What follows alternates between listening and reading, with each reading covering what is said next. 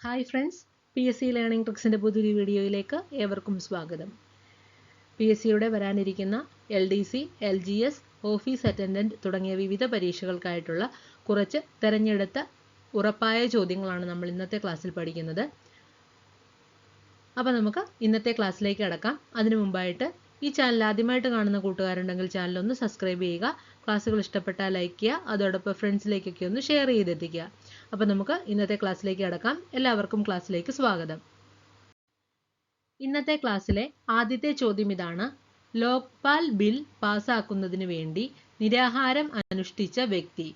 Lokpal bill പാസ്സാക്കുന്നതിന് വേണ്ടി നിരാഹാരം അനുഷ്ഠിച്ച വ്യക്തി. ഉത്തരം അണ്ണാ ഹസാരെ. ഉത്തരം അണ്ണാ ഹസാരെ. ഇന്ത്യയുടെ തെക്കുവടക്കു നീളം എത്ര? ഇന്ത്യയുടെ തെക്കുവടക്ക് നീളം 3214 കിലോമീറ്റർ. 3214 കിലോമീറ്റർ ആണ് ഇന്ത്യയുടെ തെക്കുവടക്ക് നീളം. അടുത്ത ചോദ്യം: രക്തം കട്ട പിടിച്ച ശേഷം ഊറി വരുന്ന ദ്രാവകം. രക്തം കട്ട പിടിച്ച ശേഷം ഊറി വരുന്ന ദ്രാവകം. ഉത്തരം സീറം. ഉത്തരം സീറം. അടുത്ത ചോദ്യം: അറിവ് ശക്തിയാണ് അജ്ഞത മരണവും എന്ന് പറഞ്ഞത് ആരാണ്? അറിവ് ശക്തിയാണ് അജ്ഞത മരണവും എന്ന് പറഞ്ഞത് ആരാണ്? ഉത്തരം സ്വാമി വിവേകാനന്ദൻ. സ്വാമി വിവേകാനന്ദൻ.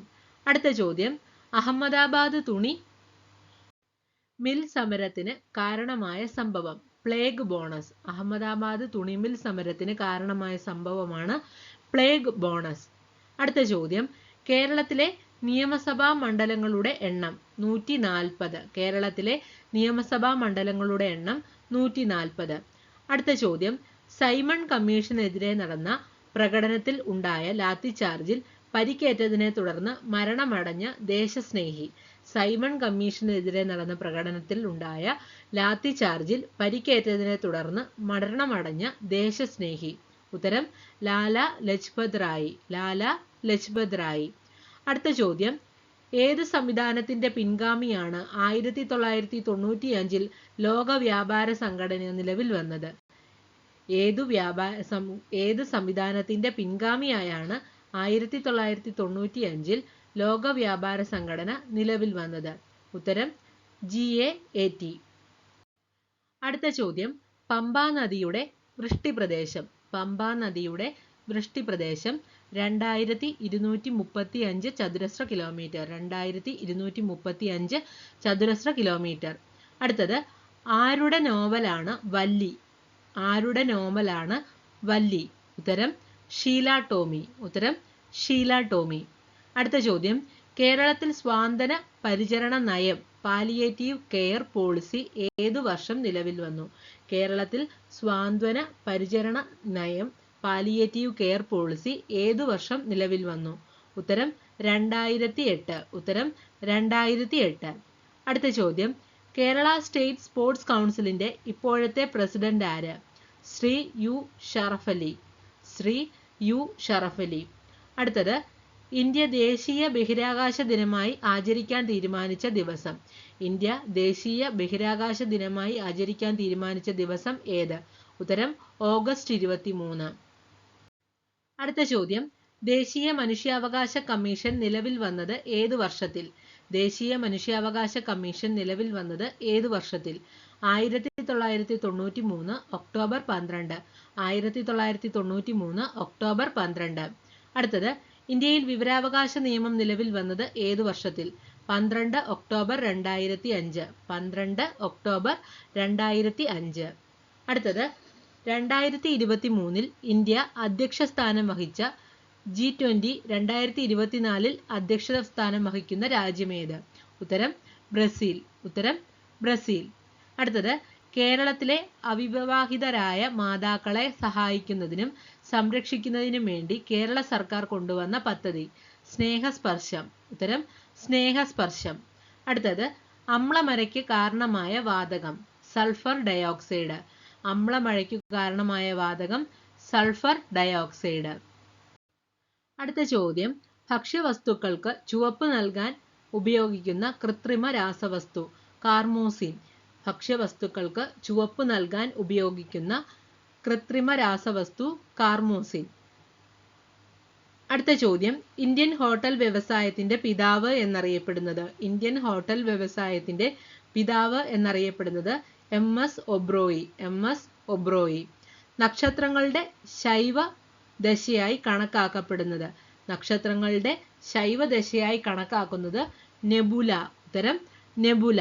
അടുത്തത്, ബിന്ദു എന്ന പ്രശസ്തമായ പെയിന്റിംഗ് വരച്ചത് ആര്? SH റാസ.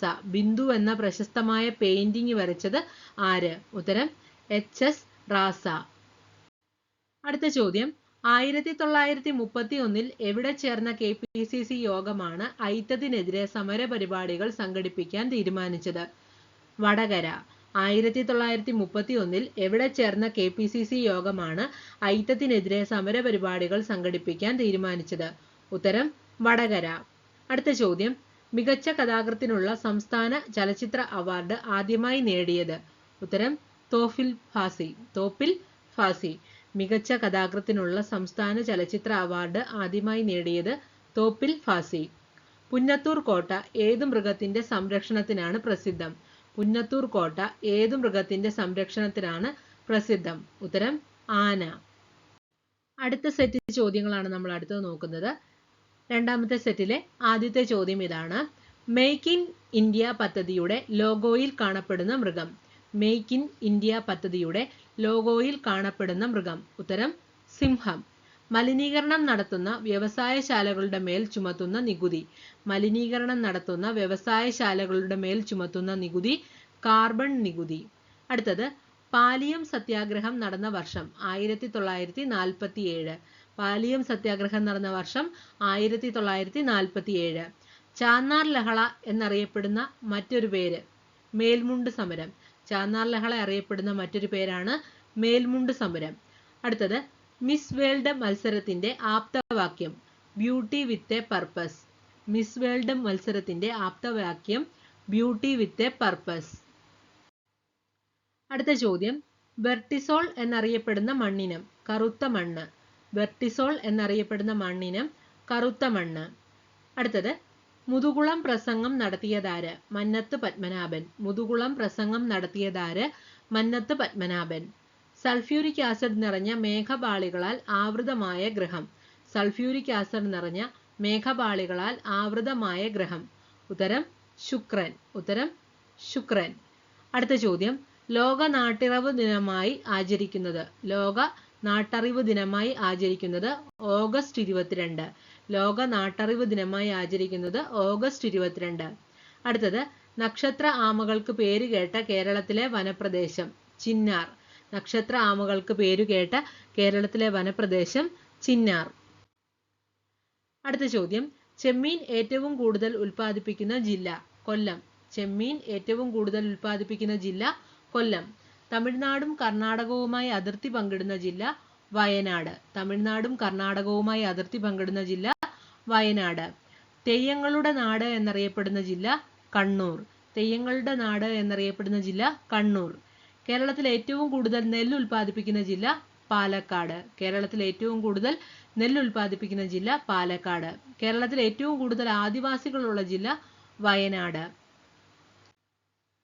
അടുത്ത ചോദ്യം, മന്നത്ത് പത്മനാഭന്റെ ആത്മകഥയുടെ പേര്? മന്നത്ത് പത്മനാഭന്റെ ആത്മകഥയുടെ പേര് എന്റെ ജീവിത സ്മരണകൾ. എന്റെ ജീവിത സ്മരണകൾ.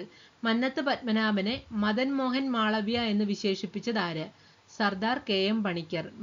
മന്നത്ത് പത്മനാഭനെ മദൻ മോഹൻ മാളവ്യ എന്ന് വിശേഷിപ്പിച്ചതാര്? സർദാർ KM പണിക്കർ. അടുത്ത ചോദ്യം, സൂര്യപ്രകാശം 7 വർണ്ണങ്ങളായി മാറുന്ന പ്രതിഭാസം? പ്രകീർണനം. സൂര്യപ്രകാശം 7 വർണ്ണങ്ങളായി മാറുന്ന പ്രതിഭാസം പ്രകീർണനം. അടുത്തത്, സൗരസ്പെക്ട്രത്തിലെ തരംഗദൈർഘ്യം കൂടിയ വർണ്ണമേത്? ചുവപ്പ്. സൗരസ്പെക്ട്രത്തിലെ തരംഗദൈർഘ്യം കൂടിയ വർണ്ണമേത്? ഉത്തരം ചുവപ്പ്. അടുത്ത ചോദ്യം, സൂര്യപ്രകാശം 7 വർണ്ണങ്ങളായി മാറുന്ന പ്രതിഭാസം പ്രകീർണനം നമ്മൾ പഠിച്ചു. അതുപോലെ തന്നെ സൗരസ്പെക്ട്രത്തിലെ തരംഗദൈർഘ്യം കൂടിയ വർണ്ണം ചുവപ്പ്. അടുത്തത്, സോഡാ വെള്ളത്തിലെ ലീനം ഏത്? സോഡാ വെള്ളത്തിലെ ലീനം ഏത്? ഉത്തരം കാർബൺ ഡയോക്സൈഡ്. ഉത്തരം കാർബൺ ഡയോക്സൈഡ്. അപ്പം നമ്മൾ ഇന്നത്തെ ക്ലാസ്സിൽ ഇത്രയും ചോദ്യങ്ങളാണ് ഡിസ്കസ് ചെയ്യുന്നത്. 2 സെറ്റ് ചോദ്യങ്ങളായിരുന്നു. ഇന്നത്തെ ക്ലാസ്സിൽ നമ്മൾ ഡിസ്കസ് ചെയ്തത്. വരും ദിവസങ്ങളിൽ ഇതിൻ്റെ ബാക്കി ക്ലാസ്സുകൾ അപ്ലോഡ് ചെയ്യുന്നതായിരിക്കും. ക്ലാസ്സുകൾ ഇഷ്ടപ്പെട്ടാൽ ലൈക്ക് ചെയ്യാൻ മറക്കരുത്. നിങ്ങളുടെ അഭിപ്രായങ്ങളും നിർദ്ദേശങ്ങളും കമൻറ്റുകളായിട്ട് ഇടാം. അപ്പോൾ അടുത്ത ദിവസം മറ്റൊരു ക്ലാസ്സുമായി നമുക്ക് വീണ്ടും കാണാം. എല്ലാവർക്കും വിജയാശംസകൾ. Thank you.